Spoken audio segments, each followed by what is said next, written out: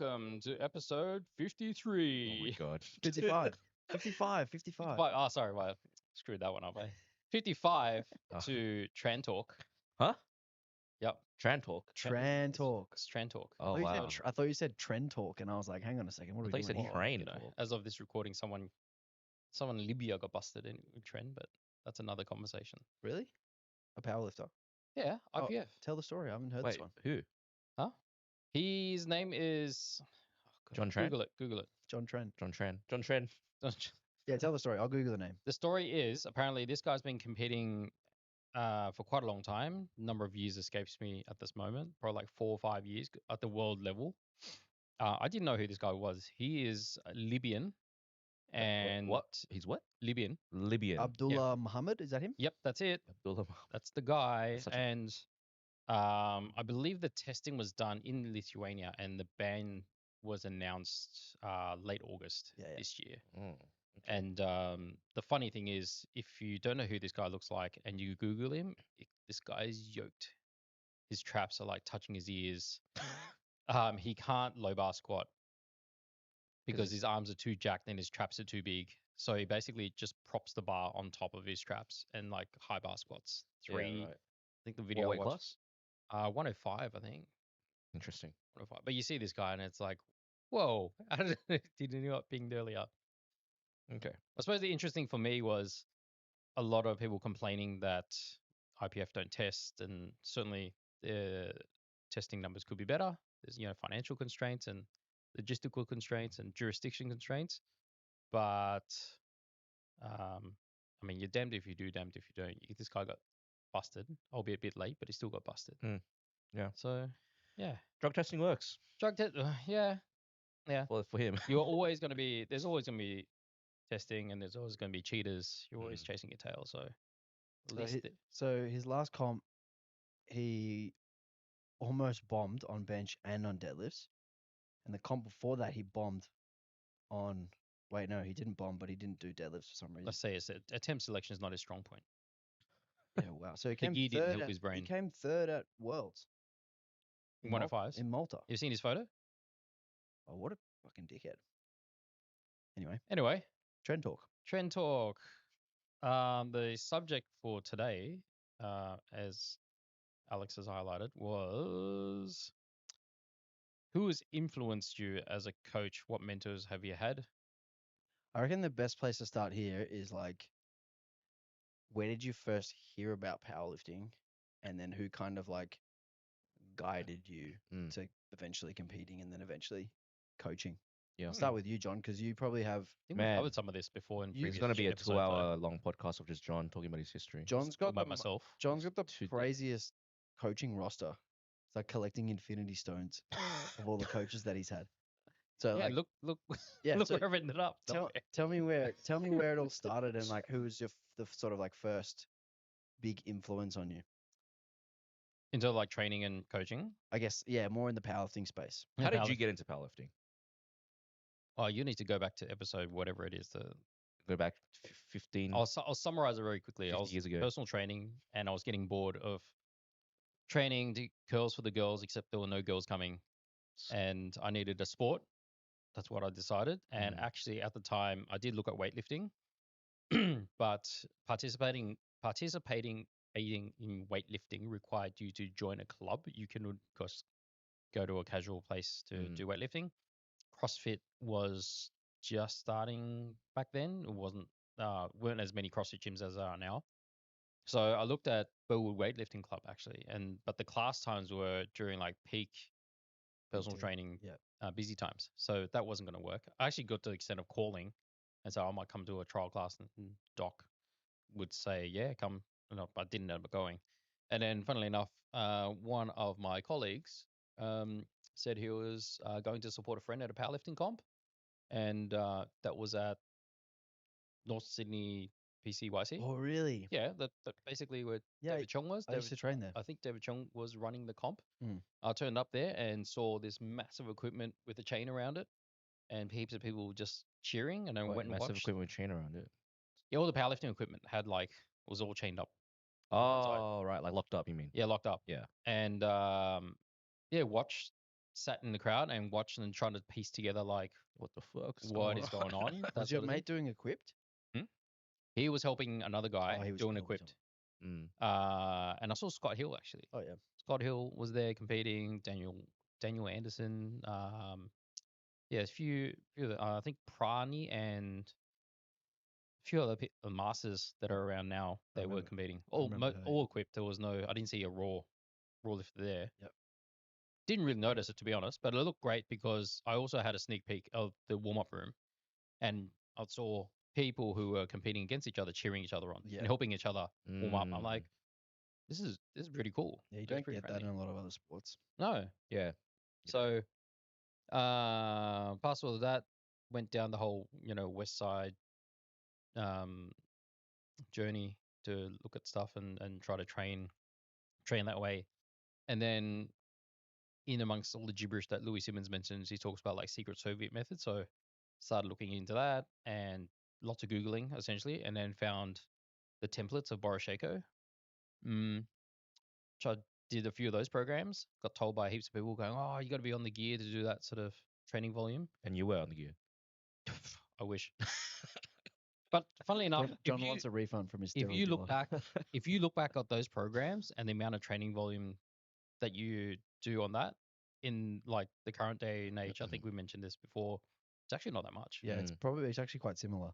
It's quite similar. Also, people counted like warm ups as like additional training volume, and it wasn't really that bad, to be honest. It was just bad and unfit. Then there was an announcement that Boris Shaco was coming down for a seminar, and it was bringing down can't remember his name now. The big bench press guy. He's absolutely huge. Oh, Sarachev? Yeah, Kirill. Kirill Sarachev? Kirill was coming down with him. Fuck, he was a monster. And now all the info that I could find mostly about powerlifting was on YouTube, like videos of like lifting. So Andrei Milanichev was also like a big name, and he was coming down as well. And this was held in Hobart at Capo Nationals at the time. So I said, bugger this, I'm going. So went there, sat in the seminar. Amir Fizeli was there. There's a few like sort of people who own gyms were down there at the same time, and it was really hard to understand because Boroshenko doesn't speak English. It was all Russian through a translator, and just showed a whole bunch of like graphs, and it looked like a foreign exchange or a crypto guy trying to sell you stuff. It was just graphs and numbers, and when he was asked the question like, how did you come to this conclusion that this is the optimal sets and reps or training volume, or what's trying to piece together some sort of coherence of what this information is presenting, the answer was always my experience. I was like, okay, cool. You just came up with some arbitrary numbers and put it on a graph. I guess that kind of makes some sense though, right? Like someone like Shaco would have been coaching for so long that he would try a million things. And then he would have he would have done a little bit too less, a little bit too much, and then he would have sort of found the sweet spot. And then that's kind of the answer is like, hey, my experience is like trial and error, really. To his credit, he at that time, I think I asked him, he had about 120 athletes to his roster at that time at like national level in Russia. Anyway, fast forward after the seminar had finished, I had asked the organizer, like, does Boroshenko do coaching? He's like, oh, I actually don't know. Let me find out and I'll get back to you. Seminar's finished, watch Capo Nats, blah, blah, blah. And like a week later, get a message from the organizer going, oh, yeah, Boroshenko will do it. I'm like, cool, can you team me up? So it was just a series of emails going back and forth, copying and pasting the texts and getting Google Translate. And then, yeah, I got coached by Boroshenko through Google Sheets. Very cool. For 6 months. How do you feel like that shaped your like journey after that as a coach? Like what did you learn and what did you take from that experience?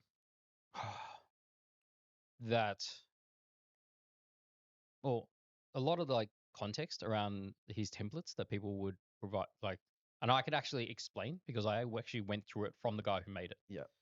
And all those templates online were just baseline programs where he ended up tweaking. So it wasn't like a prescribed actual thing that he just give to someone. It also highlighted to me about individualizing certain training based on whatever attribute that person needs to develop. And that's probably the biggest thing for me, realizing that at least at that time I had the mindset of technique and strength development were two different things, and you had to train technique a certain way, like very like confined into a bubble. This is how you train technique, and this is how you train strength. Where in actual fact, the both do cross over. And so my experience with him led to me going, oh, well, yeah, actually, yeah, refining your technique and position does require strength, and vice versa. Yeah. Did So you get stronger running that program though? Like, did you get results? through his training? Yeah, yeah, definitely did. I'd say I definitely got more efficient. Some of his accessory stuff probably was hard to apply in a commercial gym at the time, because he would actually prescribe chains for bench. That was a big thing. He wasn't a fan of bands for bench, because he said it would has a tendency to aggravate shoulders for whatever reason. So there's definitely a few tidbits, and I would say it influenced the way I structure training for my clients, Do you even to this day. Yeah, that's what I was going to ask. Is do you feel like you've actually taken a lot of that stuff and use it still now? And what stuff do you still use now? So like multiple bench days, because from the outset, before meeting Shago and seeing that style of training, you would have um, well, there was West Side, but also there was like just the normal bro split, except you put a powerlifting flavor on it. So you might do like a squat day, and it'll be, yeah, you squat heavy, and then you might have a light day, and you have a heavy and light day of either lift. Whereas Shaco would actually have, for example, frequency of 3 times squat a week, and you'd have one would be like, he'd call it a comp squat, which basically is squatting to comp conditions, moderate, sort of moderate intensity, and it'd have one that was a variation and one for um, volume and or a focus on a different part of that movement. So one would focus on like making it real hard on the top end of the squat, and one will make it like harder on the lower end of the squat. And just that variation to refine, but also develop the positioning under different loads and different volumes multiple times a week. That shaped a lot of the way I program. And the same thing could be applied to like deadlift and bench as well. Did you ever do those halting deadlifts? Because that was like a huge thing that he used to do. Have you seen these, Kelvin? Halting. You do like that's what it's called, halting. So you do the first half, you do the first rep, you do half a rep to the knee, you kind of hold the knee for a second, and then you put it down, and then you do the second rep as a full rep. Yeah. And then you might have like a set of 5, which would really be like, half and then full 5 times. He did a lot of those for deadlifts I remember for me, because I doing those early on. I really suck, and I still do actually. Maybe I should bring them back in. Yeah, bring them back. I really suck on that first pull. I hated them because I always like struggled, and not anymore, but I used to deadlift really, really, really rounded in my back, and I would kind of like yank from the floor. And when I would do these, it would make me slow down a lot to like keep myself in a better position. It's essentially the same concept that people do with sumo with pauses, right? With pauses, Kinda. Pause right pretty off. much, It's literally the same thing. Yeah. Just to reinforce that you have to nail that positioning off the floor. Yeah. And then you basically grease the groove by repetition afterwards. Yeah, I felt like my load cap on an exercise like that was so limited compared to my regular deadlift that it was like almost demotivating. I'm like deadlifting 250, and then I'm doing these with like 150. I'm like, I see. Wow, I'm so weak. Yeah. So I didn't like them for that reason, and they really challenged me a lot. They were really hard. Yeah. He did a lot of pause squatting, but not just pause at the bottom. He might get you to pause halfway up or halfway down. Oh, those sort of things. So there's a lot like at that time there wasn't a lot of that sort of thing necessary. People would prescribe them under this guise of I'm training you to be strong in that position, but he would prescribe them as, yes, you're going to get strong in that position, but this is so that you are efficient. Because if you're not efficient in that position when you stop, yeah, you're gonna pay for it. Yeah. So essentially, just putting you interesting in those spots. So I learned a lot through that way. Interesting. Next coach I got, I stopped with Shaco because at some point the translation thing just got way too hard. It was just really, really difficult. And then I moved, I think Matt Gary, 2013 Matt Gary. Did Matt Gary coach you? No, wait for it. Matt Gary, Mike Zordos, Mike Teixeira came, and Susie Hartwig, obviously, with Matt, came down for a seminar at HydroFit 2013. I remember that. And there's not so much training, but like at that time, comp day coaching was I don't know, it wasn't really a big thing. You just select attempts that you think people will make, and then you bench will be like, oh, you open at 50, your next will be like 52 and a half, and finish on 55. There was no real sort of information that you can gather about like comp day coaching other than from someone else you might know, it might be better, or you looked up to better than you. Because Matt Gary came down and presented a seminar with data. What did Zordos do? Zoros presented his data on squat every day. Yeah, yeah. Right at the time, that was a big thing, and he squatted every day. It was a 2-day seminar. So Zordos used to coach my first coach, which was Hanny Jazzarelli, and he gave him the bench every day experiment. Okay. As like Hanny was one of the like first people to try it. Yeah. And he put like maybe like 30 kilos on his bench in Yeah, like right. a 4 block period of benching 7 days per week. And I remember watching him do that and being like, holy fuck, I could not do that. Yeah. And I still feel the same way. Yeah, well, squat every day. The joke was Squat it every was day just is brutal. married to like a rack 24/7. Yeah. Like, Well, what do you you do know, with that? Max Aida, right? He used to Yeah. coach you too, right? Yes. We get to him. He tells his story. He actually went to Bulgaria and trained under Oh, I know this Arbachaev. story. Yeah. And when he came back from training with Arbachaev, he had a rack in the corner of this gym that he worked at, and he bought a set of 50 kilo plates to keep them on the bar at all times because he would come in and either do front squat or back squat. And his first warm up was 120. Yep. So he would have this far corner rack, Mm. and it would just have the 50 kilo plates on it all the time, Ready to go. ready to go for whenever he came in. And he was even doing like twice daily maxing. Wow. Yeah, Like max his front squat in the morning, and then in the evening max his back squat. Like, it's not fun. Unreal. So yeah, Mike's orders came down, and Mike Teixeira basically gave his intro of the time of what RPE was all about, because you could go to his website, but like there was just no avenue to get to be able to ask the person, all the finite, the infinite, the smaller details about what RPE was about. So what I got away from that was, yeah, okay, RPE was a new concept back then, sort of an existing concept rehashed. But Matt Gary presented all these stats and ideas, and that's what got me interested into like actually like having some sort of process in comp day coaching. Like, because you would go, yeah, tape, for example, you taper, and then your opener should be this, and the things that we follow today, open light, build into your third. Because back then it was still my max is 200. I'll do 190 for my first, Super and then I'll hit compensation. 200 twice. Super compensational. Yeah, I'll do. Well, not even that. They'll go 200 is my max. I'm going to go 205 for my second attempt. If I miss it, I've got a third attempt. And that was you got 3 tries to do EPR. Yeah, like that. That was pretty common. So like if you look at the old stats, there'd be like a bloodbath on like deadlifts and squats. Sea of red. Used to see that so often, like early on, 2014, 2015. People doing their last warm up in the warm up room, and it's like, whoa, this person's gonna have a shit. What are you gonna open on? Yeah, like their last warm up is 180, and they're opening at 190, and they maybe can do 195, and you're like, oh. Yeah. Third warm up, and they're like grinding. I'm like, put it down. Oh, can I? Didn't know. So yeah, that was 2013, and then who did I get coaching after that? I thought it would have been Max. Yeah, Max Aida. So at that time, Juggernaut Training Systems with Chad was a big thing. They had a really good podcast running regularly, and I used to just walk and listen to it. Yeah. And they had their ebooks that they came out. So Still really good, even to this day. I actually haven't followed up. So the Juggernaut books are co-written by Mike Israel.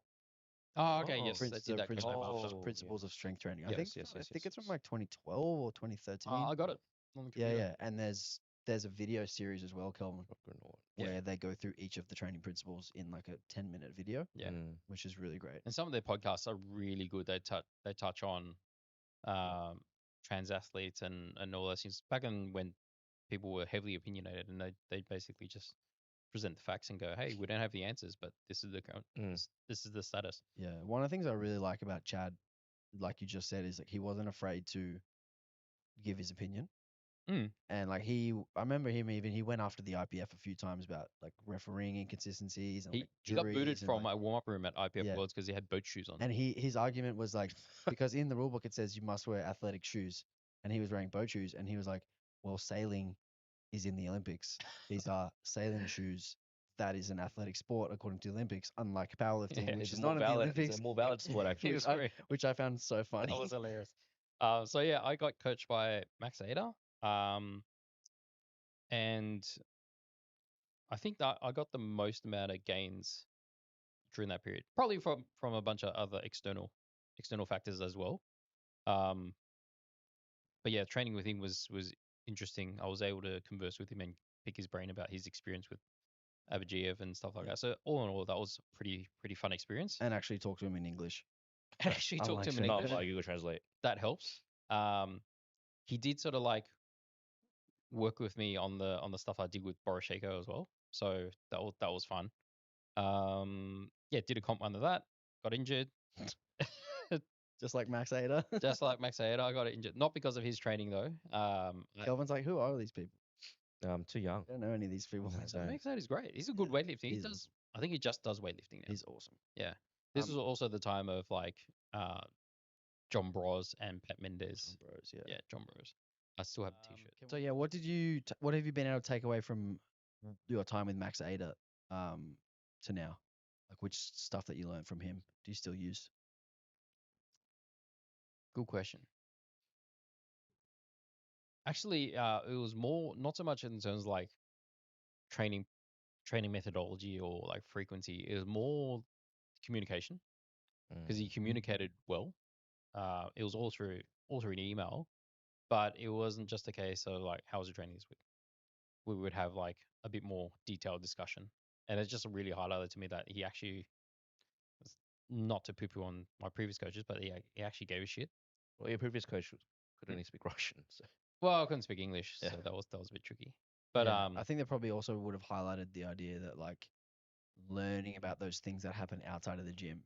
Externals. And, Yeah, all that stuff is actually so important to then what you do prescribe yeah, and how you do. he would communicate. acknowledge if I said I had like a shit week, my knees niggly, and I had this and this happened. He'd actually like acknowledge, okay, so like depending how you feel afterwards and we're gonna moderate it like this. I'm gonna give you a range of this. And if you're feeling good ready by then, go hard and do this. Whereas at least some of the coaches that I knew back at that time and also my previous experience was his numbers, go hit it. And there was no sort of no level of autonomy given to me. It was a case of this is the prescription, execute the prescription, and that was it. And I still feel like that is actually quite useful. I do that a lot with a lot of my clients who need to just kind of be told exactly what to do so Yep. that they don't Yeah. overthink. Yeah, definitely. But then again, that also comes down to having those conversations with the athlete, finding out what they respond well to, Yeah. what kind of communication style works. It's you as a coach getting to know your athlete and seeing which way works, right? Yeah. So that was Max, and then obviously he got injured, and then I can't remember the time frame now. It all escapes me. I'm too old. Got coaching from our mate JP, and JP was really, really good. I was battling a few injuries at the time, so it probably didn't help my progress necessarily. But it was good to have. It was actually good to have a friend coach me, not just because he knew me as a lifter and as a friend, but also just the fact that he was local and he was able to come see me, handle me at the comp, for example. So it just reinforced to me that it was important to have that coaching client relationship, being empathetic. And I actually did pretty good under the circumstances. Like I was just battling heaps of injuries that weren't resolving, but the training itself went well. And then not long after that, I went and saw Jordan Shallow, the muscle doc. Because these injuries had accumulated over time and they weren't going, they would always it'd just be a recurring injury. Multiple physios wouldn't go away, and I thought, okay, I'm just going to see someone who has expertise outside of just powerlifting. He's a bit of a rehab guy too, isn't he? He is. He's very biomechanics. He's trained as a chiro, but doesn't operate as a chiro. Oh yeah. So he's a doctor of chiropractic, but doesn't operate there. At that time, he was training powerlifting for himself, and Mm. he did compete at a pro roll, I think. Oh, really? Yeah. Or big dogs. One of those. I don't think it was big dogs because he's not big enough. I He's don't a know. small dog. The It was big one of dogs are those like ones all because he totally came down, over and 950 at that stuff. time he also trained Dan Green, like he was looking after Dan Green and everything, and Green. a few high end athletes, like pro Really? athletes. It sounds familiar. Oh, Man, Kelvin, man, so young. man, it's still so probably old. Anyway, Kelvin, you were like 13 I was literally 13 in 2013. when I started training for That's powerlifting. when I Thank- started high school. I was thanks, in year 7. thanks, bro. So Jordan Taylor was good. He was able to prescribe training and got me to a point where I could actually compete pain free for the first time in God What did he knows. do? Like, what was it? Just exercise prescription, or like what? Like, what did he He change? did prescribe like a greater variety of different Like exercises different and planes of movements, and he movement. had very specific ways of executing them. Oh, Um, okay. yeah, outside, like it would be a lat pull down, but the lat pull down had to be executed a certain way, and Right. it'd be very specific with those instructions. Mm. And a lot more sort of warm up drills that was specific to me. So it was able to give me that level of detail. Yep. Um, and yeah, I even went over when I went over to the US. I caught up with him. We did a training session together. Cool. Got to see him in person, so it was That's really cool. cool. Yeah, a lot of that stuff that you mentioned, Matt Bartholomew, my coach, he did his course. Oh, the prescript. Prescript. Yep. Yes, that's what it's Yeah, called. prescript barbell. And he which is actually does a lot of that cool. stuff in my program. Like he'll program me particular prep work, program me my accessories in a very, very specific way. Yep. Which Yep. he obviously learned from that. So Yeah. Yeah. So how that influenced me in coaching, I think that had the biggest influence on the way I currently coach. So Alex, you would have seen like all my lifters previous, or when I had more lifters, previous would have done like this huge variety of like other training. Still, I still frame it for powerlifting training because the ultimate goal is still powerlifting, but just a variety of rotational, different planes of motion, but different executions of exercises. Like I'll do kettlebell stuff, but for a very specific reason. You'll see Kana doing kettlebell windmills, and you're like, what the f is he doing that for? But there's a rhyme and a reason to be able to develop those attributes that I've prescribed for him, and a lot of that has come out with my experience with Jordan Shallow yeah, cool. as part of my I own see. rehab, but also like I see it time and time again with athletes getting injured and things like that. Not that it prevents injury, but doing a whole bunch of different exercises that you still can progress means that you have a back pocket of if and when they need, for whatever reason, to change up an exercise or a regime, that they can go back to doing what would normally be seen as like a rehab exercise, but they progressed it to a point where there's some high level numbers. So like, I don't know, dips, weighted dips, but they were dipping with like 60 kilos between the legs. Now they can chase it and they don't feel like they're on the back foot. Does that make sense? I see. Well, I mean, powerlifting in general is just very static to begin with. So having different planes of movement in the programming is important, right? Yeah. Yeah. So, which but is good. also like if say for example you got at least the reason I give it is, say for example you develop a shoulder niggle. Just for now, Why are you looking at me? Why are you looking at me? if you can't bench, Why are you looking press, at me? we find a Why are movement you looking at me? we find a movement that you can do. If that just happens to say dips for some Why are you weird looking? reason, some weird reason you can still dip because Interesting you've done dips scenario. before. Yeah. Very specific. Very specific.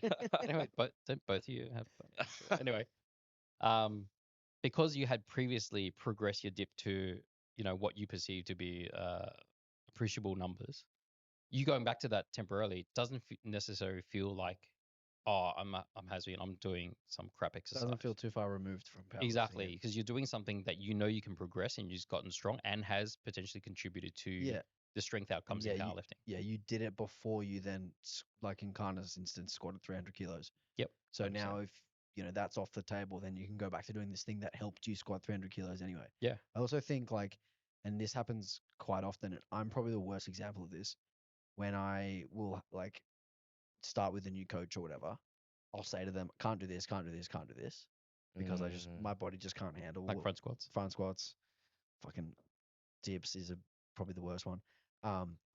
And doing all of these general movements allows you to have greater movement options. And then when you go to program someone, you can give them exactly what you want them to do. Yep. Because they have all of these accessible options. They have every range of motion you could want. They have strength in all these other areas that I don't. Which obviously helps We don't the have to coach. start as far back, I suppose. Because if you say, for Oh man, example, you don't want it. You don't if even Matt, want it. if Matt goes to, hey man, you got to dip, and you're like, I can't dip.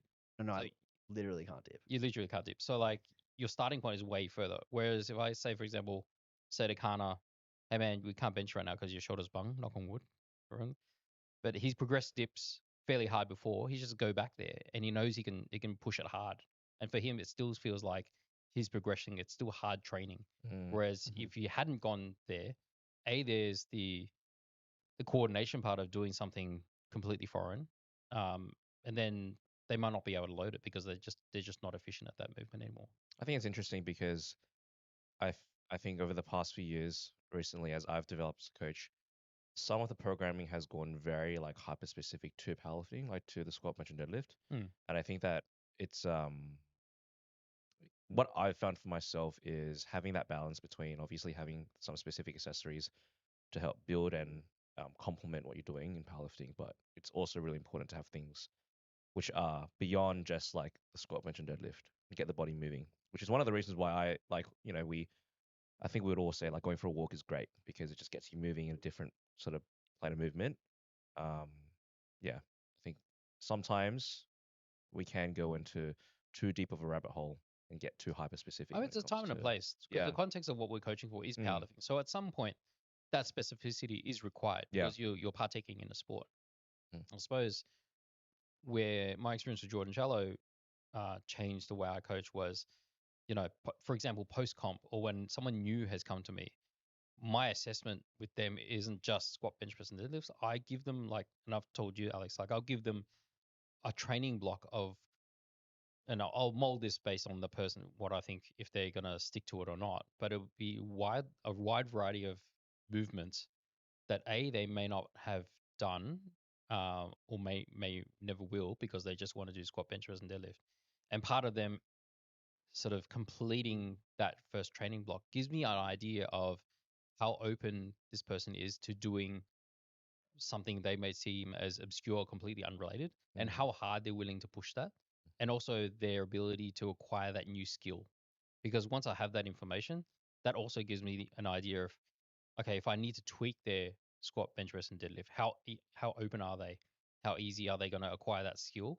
And if I need to add in an accessory that helps them acquire that skill, are they going to adapt to that quickly by executing that first block? If they do that first block that involves, I don't know, step downs, windmills, I don't know, whatever, insert whatever weird exercise, and they go, nah, can't do this, and this fairly rigid, okay, cool. Then I know which way to approach it. That Mm. would be me if you coached me.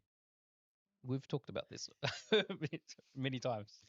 So yeah, that's me. And now at the moment, I am, I don't know, self-coached. Probably not the best. Anyway, moral of the story is don't do what I do. Don't coach hop. Stick to it. If your coach is good and you're making results and you guys get along and you're enjoying the process, stay there Mm. That's good advice. because it it. takes time. Kevin, what about you? How did you find powerlifting, and who are your early influences So / mentors? I my first I guess like Introduction. introduction to a gym was when I was 18. So I'd finished high school. That was and last year. Yeah, that was last year. I was 18. Fairly. I wasn't like lanky or skinny. I was fairly built, I think, at that point. I played a lot of sports when I was younger. Righto, Turbo. But but I really wanted to get like big. So stepped foot in the gym for the first time. I signed up with a PT like basically the first day. And I basically just like went into bodybuilding to begin with. I did that for about 2 years, and I Who's ended the up PT? PT is Vincent Chow. Okay. Yeah, he runs All In Barbell at the Oh, moment. okay. Yeah, so I was with him, so we go way back. It was my first PT, and yeah, I did sessions with him. He ended up pushing me to do a bodybuilding comp. So I think we trained for about a year and a half. Did a big bulk, and then I cut into my first bodybuilding show.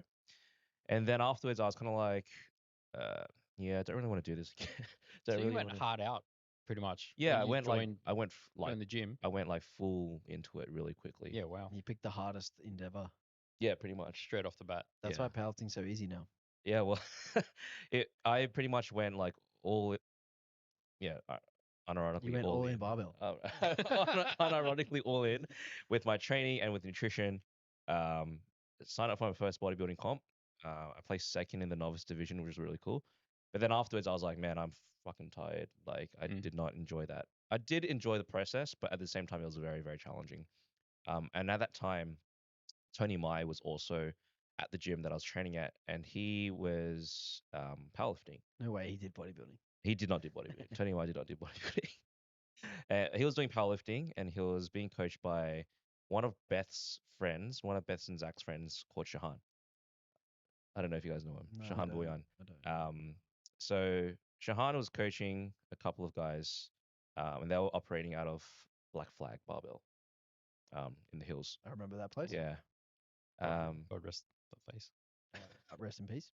yeah, RIP. Um, so I saw Tony training, and I was like, you know what, that looks pretty cool. Um, it'd be cool to compete in a powerlifting comp, just see what How happens. far removed was your bodybuilding training from powerlifting training? Like, did you do any squats and deadlifts? I did. Yeah, so I actually did do squat, bench, and deadlift during my bodybuilding training. I feel like the programming for bodybuilding was quite, um, yeah, it wasn't very specific. It was just like, yeah, get in and just do like a leg day kind of thing. So like I'd squat and do legs and stuff like that. But then I jumped on to powerlifting coaching with Shahan and competed in my first novice comp. That was the end of 2019 and 2020. I ended up squatting, I think it was like 180, bench 120, deadlift 200. Really close to my first comp. Was not bad. I think I Same totaled similar to 500. mine too. I did 510. Yeah, I totaled 500. No, I did 507. And then I was like, wow, this is really cool. Seemed really sick, and I just kept training. At that time as well, I started to PT. Um, and basically from there, sorry, someone's entering the room right now. Quick break. Take a quick break. Cut. Quick break. Hmm? And we're back. Sorry about that. We had to take a little break, but yeah, we were talking about me, so you guys just don't worry. Yeah, What about you? You keep talking, buddy. I'll keep talking. What was I up to? I was talking about my bodybuilding show, and I started to get coached by Shahan. And so because he was around the circle of like Zach and Beth and stuff, they were sort of my first um, experiences, or just like people that I saw were involved in the powerlifting um, community. I What think year was this this roughly? is either 2019 or 2020. Okay. Yeah. Just pre-COVID. Yes, pre-COVID. And I remember at my first novice comp, Beth had a few people competing at that time. I think she had just started output out of Black Flag. She was coaching out of Black Flag as well. She was doing coaching hours there. So yeah, that sort of group, they were basically my first kind of like interactions with the powerlifting community. During my time as I was PTing as well, um, obviously like working with Vincent as a PT, I learned a lot of things from like the sales kind of side. And the gym that I was at Anytime Fitness, they actually had a really good sales like program, like course. So they ran all their PTs through like a 10-week sales course. And that was really cool in terms of like the PT business kind of side. Um, Moving on from there, I found a few people online that I feel like I really engaged with or really connected with, one of them being Eugene Teo. Oh yeah. Yeah, so I found his content really interesting. Um, One of the main reasons was because of the way he communicated. I felt like he was a really good communicator. Very articulate. Yeah, He's very, great. very, very articulate, and it really inspired me to like really want to like know my shit and understand anatomy and biomechanics to a T. And um, yeah, I engaged with a lot of his content. I ended up signing up for like a lifetime subscription to his online Gambaru, Gambaru? I yeah, have like Gambaru thing. Um, and I think he's done really, really well with that with his app. He's developed it quite significantly since then. Um, then from there, Shahan ended up stopping coaching, I did a few comps under him, and then I started to get coached by Tom Haynes from Performation. So at that time, that's when I started to get into like a bit of a rabbit hole with all the Performation stuff. And at that time, they were really into the whole biomechanics thing, and then a lot of programming stuff like the Gordon Micro, things like that. Um, so yeah, I was sort of in and around that circle at that time. Once Tom had finished up coaching and gone into EP full time, my next coach was Ed Potts, and I was with him for quite a while. And I think Aiden was similar to Tom. Actually, they did like a seminar together, Powerlifting Cubed, I think, during COVID. Yep. I signed up for that. I did a few mentorships as well, so I ended up doing the TSG mentorship. I actually did a mentorship under Jordan Shallow as well, Mhm. Prescript Barbell. So that was a branch of the Prescript Level 1 where he focused specifically on the squat, bench, and deadlift. Yep. And he did that with Stu. Stu, what is his last name? The guy from Barbell Medicine. He's like bold, kind of short. I think I know who you're talking about. I don't Yeah. remember his name. Jordan and Stu were running that together, and I actually found Stu's lectures very, very engaging. He articulated things very, very well. And uh, yeah, I think the other thing that probably influenced me a lot as a coach were just the other coaches that were around me. I was working at Breakthrough Fitness at that time in about just after COVID, so about 2021, 2022. And Beth was also a coach there. She was running the powerlifting club out of that. And Beth and I actually had weekly catch ups to talk about like coaching things, and she would run me through what was going on with her roster and her clients. So yeah, I have a lot of respect for Beth, and a lot of um, a lot of credit goes to her in my like developmental stages as a powerlifting coach. What stuff do you think you took from Beth that you still use to this day? I think she was really good at. Um, I think she was really good at working with a lot of different clients at that time, especially in Maryland's. There was a very diverse clientele, and she was really good at um, explaining why she did certain things. And I think the biggest thing that I took away was, yeah, knowing and really having a reason why I was doing things in my programming. Like, why was I adding this extra set of bench, or why was I giving this client a certain variation? Um, yeah, she was very big on that. I think that was probably one of the key takeaways that I learned from Cool. her. Moving on from there, as we get to more like the current period. I'm now with this guy next to me, Mr. Alex Hayes, and he's been all right. What have you learned He's from me alright. so far? Not much. I think what's really interesting because all the other coaches that I've had have been very RP based, whereas you're quite different. You're very like prescribed load, almost like percentage based kind of thing. Um, I definitely understand, and I agree that there's definitely a time and place for it. I don't use it as much with my clients. I think most of my clients are still in RP, but there are definitely certain clients who I think work really, really well. Like you give them a load to hit, and that just works so much better for them. I predominantly prescribe load as well. Yeah, Yeah, the thing yeah. I like a lot about prescribed load is you can just you can control the whole system Mm, and that you're not allowing outside of noise to affect the training prescription yeah. and And the load selection and stuff like the that, load right? selection. Yeah. And this is something that you struggled with previously was really taking advantage of days where you feel good Mm-hmm. and then really taking the piss with how fucking soft you were being when you didn't feel good. And then you'd end up with these huge jumps between weeks of Yeah, like correct. 40 kilos, Very 30 correct. kilos, Mm, and this up and down. mm. Whereas if we can kind of pinpoint a particular training stimulus that you need, sort of a range of loads that are successful, and we can work from the bottom of that range to the top of that range over the course of a block, we know that you're going to have 4 very good weeks of training. And I And also then you can also like inbuilt, a little bit of wiggle room here or there. Oh, I feel, didn't sleep well, got a bit of a niggle. Okay, let's drop this a little yeah, bit.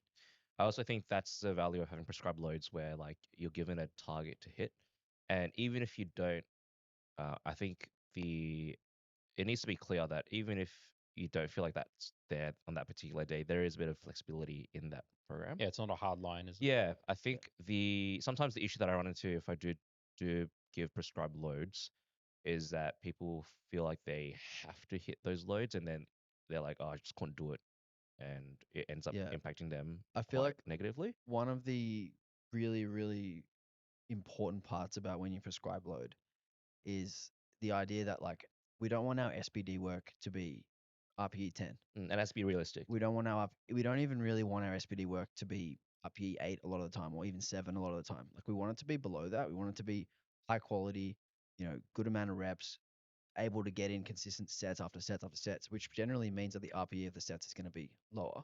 Mm. So when we prescribe a load, we're looking for something that's actually going to be relatively easy. Like 6 to 7. Yeah, like 4, 5, 6, 7, sort of in that range, and that is going to be doable no matter how you feel, Mm. unless you're injured or like you've gotten sick or something.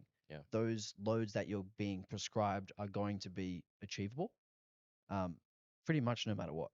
Yeah, no, I get that. Like I I'm not agree. going to be like, okay, do 3x3 at like 90% 1RM, which would be a really hard set, and there's 3 of them, And and it also would have like to not be a good productive. day. And yeah, maybe even not that productive. And then I'm not going to be like, oh, you couldn't do it. You must not be getting stronger or whatever. Because the expectation of that SPD work is that it's actually productive. Yep. And usually that means not Not maximal. RP10. Yeah. Yeah. Yep. And I think like what I really love about that sort of like start at the bottom of the productive range and finish towards the top of the productive range across a block is that getting away from this idea of like trying to perform every week, Mm. because I think that's a bit of a trap that the powerlifting world has kind of fallen into with Instagram. Everyone wanting to post their top sets, everyone wanting to post their weekly total and all this shit. We're running away from the idea of that like training is supposed to be improving you and getting you stronger. And long term. And a lot of the times, yeah, and over a long period of time. So a lot of times like a weekly single isn't really indicative of the week before being good or not of strength progress, because strength doesn't really occur on that short of a time scale. Mm. And yeah, it kind of just gets away from this idea that like you're actually training to get stronger in the long run, which sometimes means that in a given training week, you're going to have fatigue, which is going to actually blunt your top end. So sometimes the most productive training is actually the training where your top end doesn't show up. Yeah, it's not the highlight reel. Yeah, because we know that later down the track, if we do enough of those consistent blocks on top of each other, we're building work capacity, we're getting better in, 4 rep range, 5 rep range, 6 rep range, whatever. We know that that top end will be there once we peel back some of that fatigue. Yep.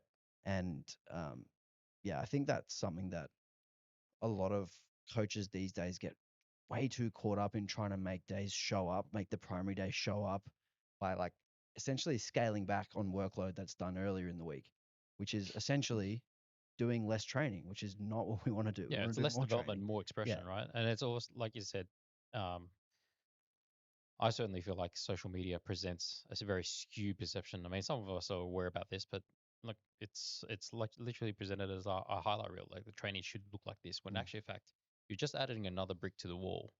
Doesn't need to be pretty. It just needs to show up on comp day. If you're competing, that's what it needs to be. Totally. And the training that you do, like you said before, doesn't necessarily need to be pretty. It just needs to be productive, and you're just adding another brick to the wall, another notch in the belt. And what matters is at the end. 100%. Nice. Cool. How about you? What about you, Alex? God. So I was kind of first aware of powerlifting on YouTube, similar to you, John. I used to follow this guy called Matt Ogus. Do you know Matt Ogus? He's still going, but he's like kind of one of the OG Does he still have a beard? YouTube bodybuilders.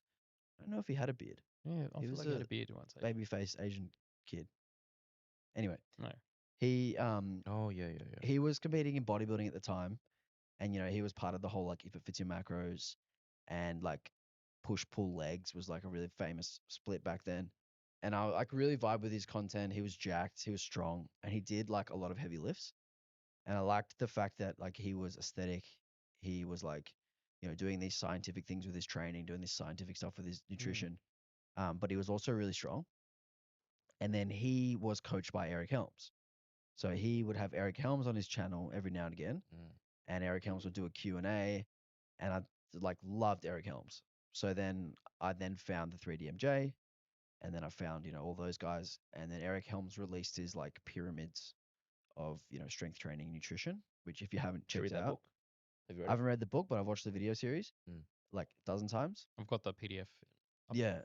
So like does like a 30-minute video for each layer of the pyramid, just going over, the importance, which I think was the first early contextualization of programming and of diet and of training I feel like principles and everything for he me. was the early version of what Mike Israetel is now.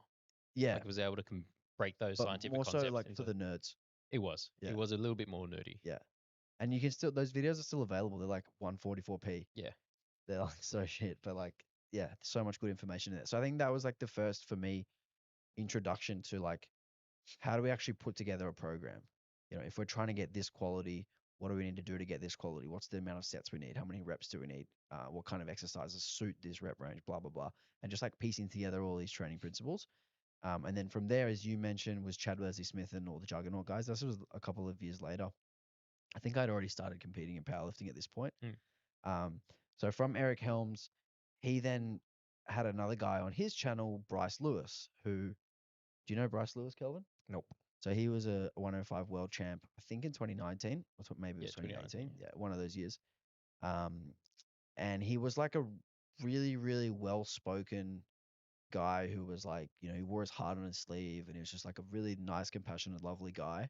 And I really vibed with like his kind of ethos, which was like, I'm here to help. I'm here to provide information for free. I'm here to tell you, what's my experience as an elite lifter and all this kind of stuff. And I first of all, couldn't believe how fucking strong he was. Like this is back in, 2013, 2014, when no one in Australia is squatting within sort of 50 kilos of what he's doing. Um, and I actually reached out to him for coaching. So I actually reached Oh, out you to reached out to Bryce Bryce. Yeah. So Bryce was actually full at the time and he got me onto a guy who worked for him, Hanny, who ended up being my first coach. Um, and that was like a great experience. I got introduced to RPE Yeah, what was that by company Hanny, called again? the strength The athlete. Strength Athlete, yeah, TSA. Yeah, TSA. Who we had Joe Stanek on the podcast ages ago. He was the intern Yep. for them, and he actually came to Sydney to do a semester at UNSW. Came and trained at Lift and stuff. Yeah, spotted our comps. Yeah. So yeah, reached out to Hanny. He introduced me to like a whole lot of concepts, like different programming styles. I ran like a DUP program at one point into my first comp. I ran RPE. My actual first couple of training blocks that I did with him were That's like one thing I haven't heard all in ages. RPE. DUP, the Yeah. daily undulating. Yeah. That was a big fad. So I was introduced to RPE back in 2014, and I did like a lot of my programming back then was RPE. I learned heaps from Hanny about all kinds of things to do with powerlifting. I still even come back to some of the lessons I learned from him now in my coaching practice, and that was like over 10 years ago. And then since then, um, JP and Matt are probably the next two biggest influences for me. They both coached me for 4-ish years each. And a lot of what I learned from those two was um, a lot of what I learned from Matt was the communication stuff. And He's a like great he's a communicator. great communicator, and he also is really, really good at not just saying like, "Hey, well done," but "Hey, well done on X, Y, and Z," and reiterating things that you're doing well, and just continually coming back to ideas that we've spoken about, and then this is why, and then linking it back to how you're going now, and then continually kind of reminding me of Like reinforcing. reinforcing and reminding Yeah. me of the stuff that I need to focus on, and then letting me know when I'm doing a good job of it, letting me know when it's slipping, and just like always getting me back on track. JP was like, JP still to this day writes his programs in like a Word format, Like a Word doc. email, like an email each program. It'll be like, hey man, here's your training, and it'll be like Is week it still one. like that now? Yeah. Be like, hey man, here's your training, and it'll be like week one, squat 3x5, 180, and it will just have like literally The day grid, one, day right, two, yeah. just like a Word doc. Yeah. And he obviously has a spreadsheet in his back end, but he only sends you 1 week at a time. Yeah, Oh. that's what he did. And He still does that now? I think so. I would assume so. We'd have to ask him. The 'Cause emails that out. yeah, yeah. So Wow. when COVID hit, I actually wrote him I made him a template and I just sent him my template and I put his branding on it and I was like, please start using this. And I don't think he ever did. JP taught me a lot about using very specific variations for very specific reasons, like specific tempo pausing, specific grip widths for bench, or specific like ways we want to execute an RDL or ways we want to execute like a high bar squat, and very, very different to what I was doing prior to that, which was more similar to what we see nowadays with like very specific powerlifting training. A lot of my training with Handy with TSA was SPD and not a whole lot else. And JP kind of like broadened my sort of movement options and kind of similar to stuff that you were saying, John. Not to the extent of like doing kettlebell windmills, but sort of like opening up the options to try to do more stuff and get Like on more cartwheels. just general strong. Yeah, that's kind of my Cliff Notes version of my influences. There you go. Yeah, JP actually gave me a lot of info about and dispelled a lot of myths through his knowledge of anatomy. Because he actually majored in, I'm pretty sure he majored in anatomy. Yeah, yeah. So that was useful. And also, a side note, Eugene Teo's videos, whenever he showed like his content, I'd always like try to look at different angles from his space Of his gym. I've of been his to his gym. and I actually drew some inspiration of his gym in setting up of this place. I actually went to his gym, I think it was early last year, for a seminar between him, Mike Israel, and Jared Feather. Feather. Yeah, that was sick That seminar. would have been cool. Yeah, That was that so would be good. really That cool. was so I would sick. go to that now. Yeah, Because that I was remember incredible. Eugene Teo's video of like his equipment selection, and I'm like, wow, and all I'm the trying to look at Nautilus the stuff, background, and he's yeah. got like wooden panels and like, The acoustics of his gym as well. yeah, Yeah, Yeah, it's he insane. also that like is the set main up reason why we have acoustic panels here in this Ah. space. he set up the like the layout of the gym for camera reasons, right? Yeah. Yeah. Like for content And and lighting and everything. everything And else. lighting, yeah. He It- set up Yeah, the it's lights. incredible. Fantastic. So Jeff Nearpar's just done similar Oh, with yeah, his I've little seen that. gym. Yep. And he has a light above each machine, so that when he's filming You can see for like one particular exercise or one particular machine, he turns It's on like, a specific number of lights that like highlight that machine. yeah, So that's cool. sick. that's I mean, Sebastian Oro has the same thing with his setup. It's purely for content, Oh, yeah. and then running seminars and Yeah. stuff like yeah, that. yeah, Just living the dream. yeah. Yeah, that's pretty cool. And the fact that Eugene Tio's gym is private as well, like it's not even an open gym or anything. Yeah, it's the same as base. Yeah, it's his own man cave. Yeah, it's insane. That's fantastic. So cool. That's the Great. dream. What'd you do today? I was trained all day and make content. Yeah. I'm sure it's hard work, but What about Have Thought 510? See that? Thought? oh yeah, Deadlifted 510? that is. It looked way easier It than I looked thought it would ever Way be. easier than his last one. Yeah, 100%. He's also touching 200 kgs. He Probably was up the gear. he was apparently 227 kilos when he did the 503 or whatever it was. Yeah, He was and it was fi- lighter this he time. was 500 pounds when he did the last one. He was lighter this time. But the thing is, he looks like because he's so tall, like his weight kind of looks evenly He distributed. carries well. He Yeah. carries it so well. He's got Yeah. a huge frame and he's 6'8" or 6'9". Have you seen a photo with him and his dad and his Have you brothers? seen him and his missus? Well, she's tiny. She's I mean, she's 4 normal foot size. something. Oh, 5. she is tiny. She's tiny. Well, she's really that small. But there's a photo. Kinda There's a ridiculous. photo of Haptor with I think it's 2 of his brothers and his dad, They're fucking and giants. they are They're all a giants. little bit taller than him. Yeah, they're all giants. They're actually a little bit taller than him. Obviously Actually, not the same thing. I but met it's like Thor's build. sister when I was in Iceland when I trained at his gym. She's fucking huge as well.